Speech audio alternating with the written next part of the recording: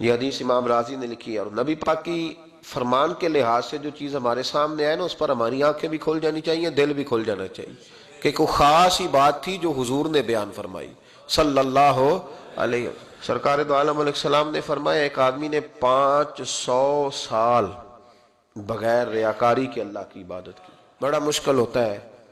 حضور فرماتے ہیں یہی بندہ جب اللہ کے حضور کھڑا کیا جائے گا تو رب کریم اس سے کہے گا کہ چلو اس کو میرے فضل سے جنت میں لے جاؤ، تو عرض کرے گا مالک فضل تو ٹھیک ہے پر 500 سال لگائے ہیں میں نے۔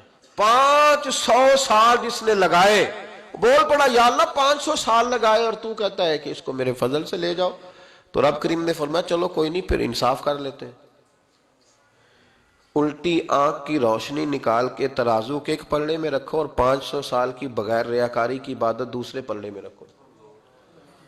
کبھی اس مریض سے پوچھنا جس کو ڈاکٹر کہہ دیتا ہے کہ تیری آنکھ کا علاج نہیں ہو سکتا، بے بس ہوتے ہیں ڈاکٹر، جواب دے جاتا ہے شعور۔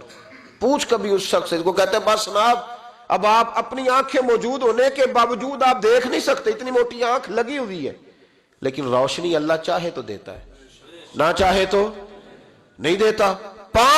ایک آنکھ کی روشنی ایک پلڑے میں رکھ لو اور دوسرے میں 500 سال کی عبادت رکھ دی، اللہ اکبر۔ تو رب کریم نے فرمایا اب تولو، جب تولی تو وہ عبادت تھوڑی تھی اور ایک نعمت زیادہ تھی۔ اللہ نے فرمایا یہ تو بھائی اس کو تو 500 سال دیے تھے، یہ تو ایک نعمت کا شکر نہیں ادا کر سکا، پکڑو اس کو دوزخ میں ڈالو۔ ایک کر کے کیا آیا ہے؟ پکڑو جہنم میں ڈالو، اس کو لے چلو۔ ترمذی شریف کے لفظ ہے، نبی پاک نے ہمیں سمجھایا اور ایک جملے میں ساری بات ختم کر دی۔ حضور فرمانے لگے تو اللہ کی تھوڑے دیے ہوئے رزق پہ راضی ہو جا، وہ بھی تیری تھوڑی عبادت سے راضی ہو جائے گا۔ اور اگر تیرا پروگرام ہے نا لمبی چوڑی جائیدادوں کا تو پھر سجدے بھی لمبے کر، پھر لمبے کرنا تو بھی۔ یہ کیا بات ہوئی؟ یہاں جتنی دولت بڑھتی جاتی ہے عبادت سکڑتی جاتی ہے، وقت ہی نہیں، ٹائم ہی نہیں، یہ بڑھا پھر۔